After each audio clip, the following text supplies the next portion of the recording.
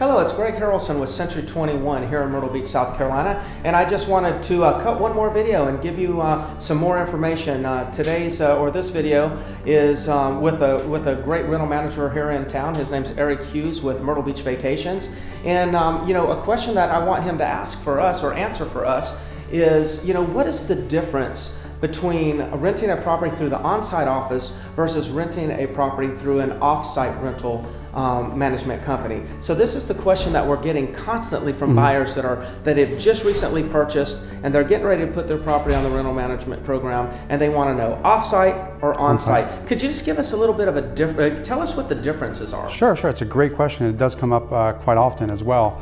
Besides the physical locations, both companies strive to do the same thing, and it's provide a great guest service and to manage the owner's units. One thing I can say that differentiates the off-site with the on-site is that off-sites work a lot harder to provide exceptional service. They want to make sure it's done right the first time. So when it comes to quality of housekeeping, when it comes to quality of the unit, we want to limit.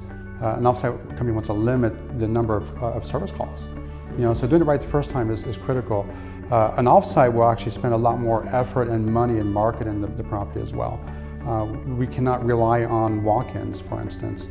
So that's one big difference, is we focus on the owner's investment and maximizing returns. So it is true then that the on-site offices do charge fees as much as 40 to 50%. Correct. Is that right? That's correct. And then the off-site companies seem to be charging 15 to 20%. Is that right? That's correct. Yeah. So what is it?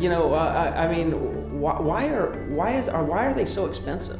The on-sites? Yes. Why are on-sites charging so much? Their overhead is a lot higher. They own property in the building, their offices and whatnot. The staff is usually much higher. Off-sites, we have less overhead, and we contract the housekeeping. And we control that as well. We have better control of that. Yeah, well, so we can control that cost. Yeah, absolutely. That definitely makes a lot of sense. And at the end of the day, it seems like the vacationers are coming from the internet, correct? Correct, yeah. So the days where the on-site offices were really strong were probably 10 years ago, when people were kind of just walking off the street or driving up, looking at the no vacancy sign and walking into the front desk. Correct. But I know I don't do this anymore. It seems like I go onto the internet and I plan for weeks before I come down to go on vacation. Is that what's happening today? It's absolutely what's happening today. That's why we have a strong presence on the internet, and we actually focus on driving the reservations bookings to the internet. Yeah, good.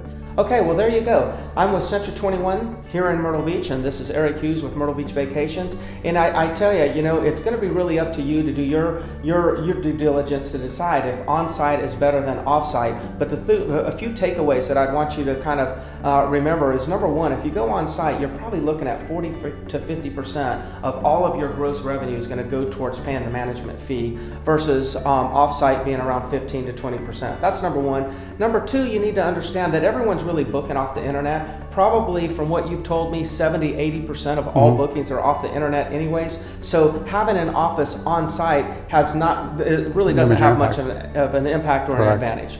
So hopefully that information helps. Let us know if we can help you in the future. Talk to you soon.